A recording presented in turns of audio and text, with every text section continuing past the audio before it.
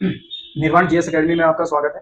प्रत्येक दिन की भांति करंट अफेयर के सेगमेंट के साथ फिर हम हाजिर हुए हैं और ये करंट अफेयर जो है हमने कुछ जनरल स्टडीज के जो है महत्वपूर्ण तथ्यों के साथ जो है शुरू किया है। ठीक है, तो बढ़ते हैं पहले प्रश्न की ओर। और पहला प्रश्न है, किस नदी के नीचे 33 किलोमीटर जो है लंबी पहली सड़क सुरंग बनने वाली है? Under which river is India first 33 kilometre long road tunnel going to be constructed?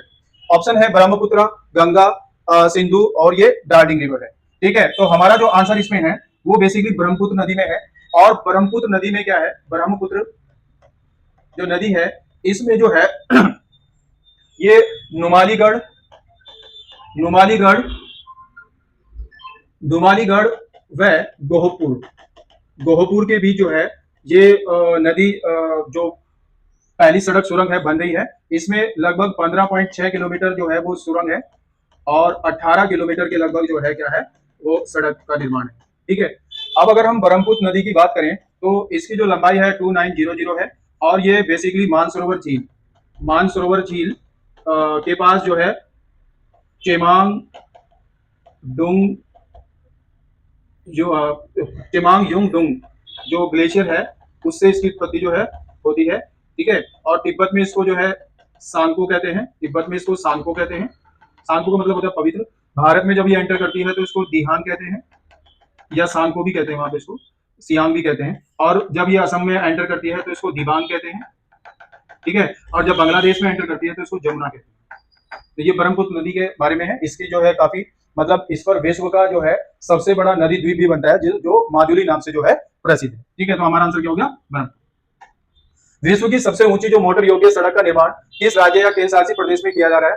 In which state और UT is the world highest motorable road being constructed? ठीक है, जैसे जम्मू कश्मीर, लद्दाख, अरुणाचल, उत्तराखंड। तो ये लद्दाख में बन रही है और ये जो है लद्दाख में मोटर योग्य बन रही है और इसकी जो वो है ऊंचाई पे लगभग ये मान के चलेगा 19,400 पे है। इससे पहले जो है ये 19,000 कुछ पे थी। ठीक है, तो अब ये सबसे बड़ी बन रही है 19,400 के लगभग। ठीक है, और इसकी एक विशेषता है, ये प्रोजेक्ट हिमांक है उसके तहत इसको कंस्ट्रक्टेड किया जा रहा है। ठीक है, मोलिंग जो दर्रा है मिंगला दर्रे के पास जो है मिंगला दर्रा जो है उसके पास जो है इसको प्रोजेक्ट किया जा रहा है। तो ये लद्दाख में जो है सबसे ऊंची सड़क का कंस्ट्रक्शन बीआरओ द्वारा जो है इसके द्वारा किया जा रहा है। ये बीआरओ बॉर्डर रोड सिक्योरिटी जो संगठन है, ठीक है, सीमा सड़क संगठन के द्वारा जो है इसका निर्माण किया जा रहा है। नेक्स्ट देखते हैं, अंतरराष्ट्रीय परमाणु ऊर्जा एजेंसी का 181वां सदस्य देश कौन बना है? Which country became the 180th first members of International Atomic Energy Agency? और इसमें ऑप्शन है जैसे स्लोवाकिया, कनाडा, मालदीव, मोरक्को। अभी जो इंटरनेशनल एटॉमिक एनर्जी का सदस्य 181वां बना है वो मालदीव बना है। ठीक है, अगर हम बात करें IAEA की, इसका जो हेडक्वार्टर है वो वियना ऑस्ट्रिया में है। ठीक है, और 1957 में जो है इसकी बेसिकली स्थापना हुई थी। ठीक है, इंटरनेशनल एटॉमिक एनर्जी एजेंसी। और ये देशों पे जो है क्या करता है, बाध्यता जो है लगाता है कि अननेसेसरी रूप से परमाणु परीक्षण जो है इस तरह से ना किए जाए। ठीक है, तो ये बेसिकली है यहाँ पे। नेक्स्ट देखते हैं, हिम तेंदुओं की पूर्ण जनसंख्या का आकलन करने वाला भारत का पहला राज्य या केंद्र शासित प्रदेश कौन बना है? Which is the first Indian state or UT to complete a full census of snow leopard? Snow leopard के बारे में इसमें हिमाचल है, उत्तराखंड है, जम्मू है, लद्दाख है। तो जो हिम तेंदुओं के बारे में जो है बेसिकली पूर्ण जनसंख्या का आकलन करने वाला राज्य है वो बेसिकली हिमाचल प्रदेश बना है अभी इसी मंथ सितंबर माह में के लगभग। और जो हिम तेंदुआ के संरक्षण के लिए भी अगर हम बात करें तो सरकार ने 2009 में जो है एक प्रोग्राम शुरू किया था। ठीक है, 2009 में। और जो इनकी संख्या की बात करें, अगर संख्या सबसे ज्यादा जो है अभी लद्दाख में है और ये लगभग जो है 477 के लगभग है जो लद्दाख में इनकी जनसंख्या। ठीक है, तो इस तरह से जो है क्योंकि 2009 में जो है प्रोजेक्ट स्नो लेपर्ड जो है चलाया गया था, उसके तहत जो है इन पर ध्यान दिया गया। अभी जो इसका हमारा आंसर क्या हो गया, हिमाचल प्रदेश। नेक्स्ट देखते हैं, किस देश को सामाजिक सुरक्षा में उत्कृष्ट उपलब्धि के लिए ISSA international social security association पुरस्कार प्रदान किया गया? Which country received the ISSA award for excellence in social security? इसमें ऑप्शन है जैसे अमेरिका, भारत, फ्रांस, इटली। तो इसका जो हमारा आंसर है, भारत को जो है अभी जो है ISSA international social security association में जो है ये बेसिकली अवार्ड मिला है। और ये अवार्ड बेसिकली 2015 से 2025 की उपलब्धियों के रूप में इनको मिला है। अगर मैं ISSA की स्थापना की बात करूं तो ये लगभग 1927 में जो है इसको स्थापित किया गया था। ठीक है, तो आंसर क्या हो जाएगा हमारा? भारत। नेक्स्ट देखते हैं, अंतरराष्ट्रीय अहिंसा दिवस कब मनाया जाता है? When is the international day of non violence observe? जैसे 29 सितंबर है, 30 सितंबर है, 1 अक्टूबर है या 2 अक्टूबर है। तो 2 अक्टूबर को जो है अंतरराष्ट्रीय अहिंसा दिवस महात्मा गांधी की जन्म शताब्दी के उस पर किया जाता है। ठीक है, और ये 2000 जो है 7 से जो है इस चीज को मनाया जाता है। 2007 से जो है अंतरराष्ट्रीय अहिंसा दिवस मनाया जाता है। नेक्स्ट देखते हैं, किस राज्य के पर्यटन विभाग को वैश्विक पर्यटन पुरस्कार 2025 जो है प्रदान किया गया? बीच स्टेट टूरिज्म डिपार्टमेंट जैसे ग्लोबल टूरिज्म अवार्ड। अगर ग्लोबल टूरिज्म अवार्ड की बात करें, ग्लोबल टूरिज्म अवार्ड की बात करें तो ये बेसिकली 2025 का ये आंध्र प्रदेश को दिया गया, आंध्र प्रदेश को दिया गया।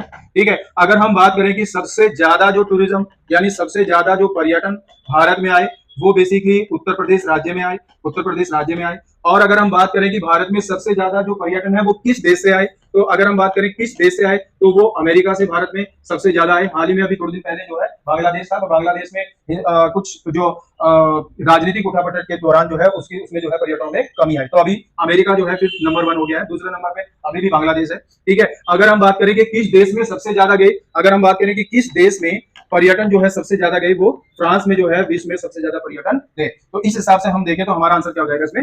आंध्र प्रदेश है, क्योंकि वैश्विक जो पर्यटन पुरस्कार 2025 है वो आंध्र प्रदेश को मिला है। नेक्स्ट देखते हैं, प्रतिष्ठित अंतरराष्ट्रीय एमी पुरस्कार 2025 में सर्वश्रेष्ठ अभिनेता के लिए किसे नामित किया गया है? Who has been nominated for the Best Actor category at the International Emmy Award 2025? Option है अजय देवगन, दिलजीत दोसांझ, अक्षय कुमार या शाहरुख खान। ये बेसिकली जो अंतरराष्ट्रीय एमी पुरस्कार हैं ये अभी लॉस एंजिल में जो है, लॉस एंजिल में पीकॉक थिएटर में जो है, पीकॉक थिएटर में दिए गए। और इसमें जो दिलजीत दोसांझ इनको जो है बेस्ट एक्टर का जो है इसमें अवार्ड मिला है। ठीक है, ये अपनी प्रतिभा के लिए जो है अच्छे जाने जाते हैं। दिलजीत दोसांझ को जो है ये दिया गया, और ये दिया गया दिलजीत दोसांझ को अमर सिंह चमकीला, अमर सिंह चमकीला के मूवी जो है उसके उसमें जो है बेस्ट अच्छा प्रदर्शन करने के कारण जो है इनको दिया गया। नेक्स्ट देखें, कोल्ड डेजर्ट बायोस्फीयर रिजर्व जिसे सितंबर 2025 में यूनेस्को के बायोस्फीयर रिजर्व नेटवर्क में शामिल किया गया, ये किस राज्य में है?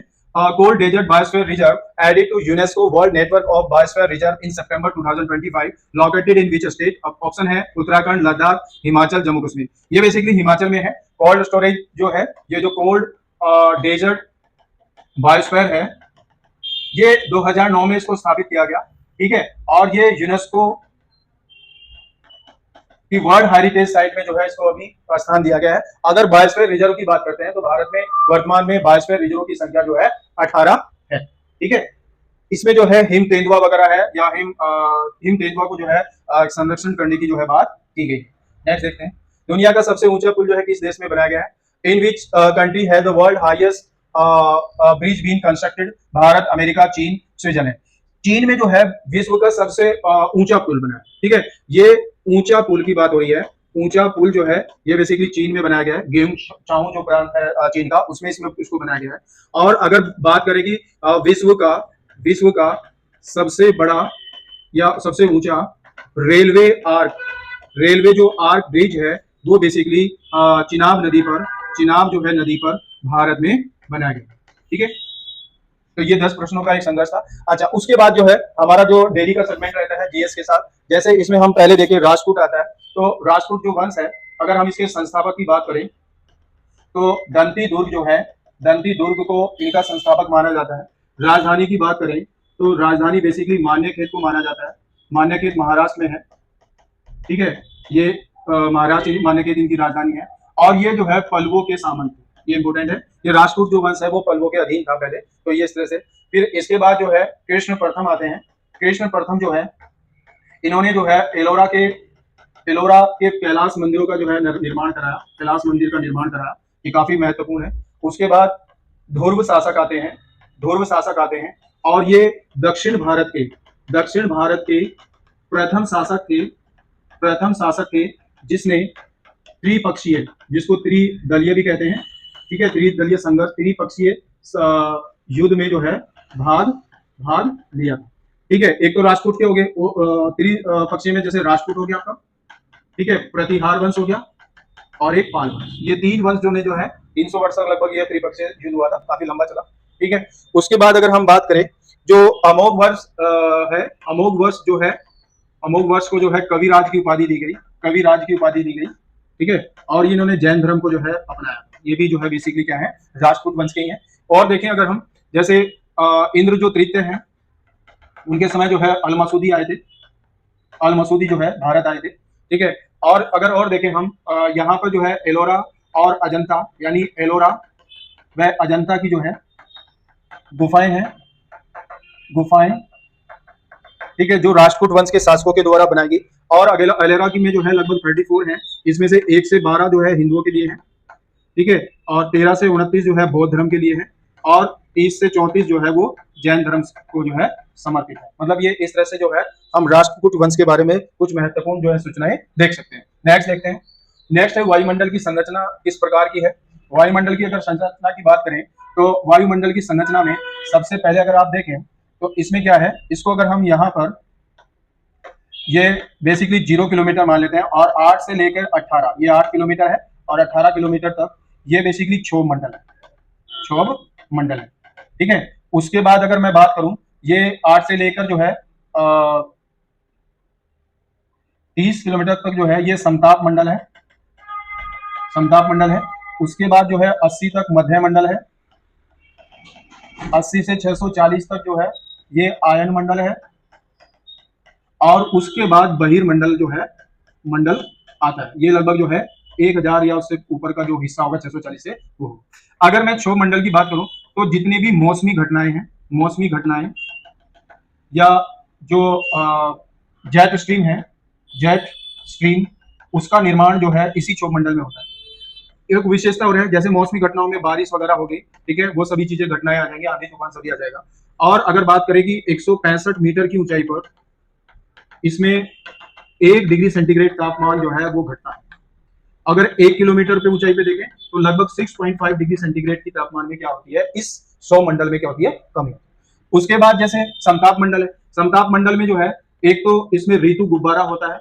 ठीक है, गुब्बारा जो है एक जो वायुयान के लिए आदर्श स्थिति इसी इसमें होती है, समताप मंडल में ही। हालांकि इसमें कभी कभी जो है बारिश भी होती है। ठीक है, इस कभी कभी, वैसे तो ये मंडल वैसे रहता है, वायुयान के लिए बहुत इंपॉर्टेंट है।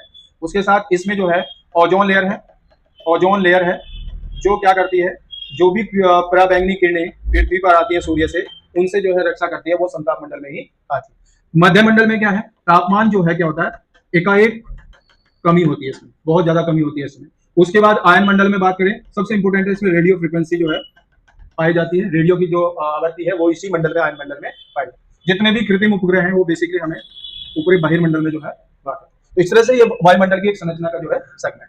तो आशा करते हैं कि आप लोगों को ये सेगमेंट अच्छा लगा होगा। ठीक है, और जो है इसको बेहतर बनाने के लिए आप हमारी क्लास को और ज्वाइन कर रहिएगा, और हम और इसको जो है बेहतर बनाने की कोशिश करें। मिलते हैं फिर नेक्स्ट क्लास के साथ, तब तक के लिए धन्यवाद।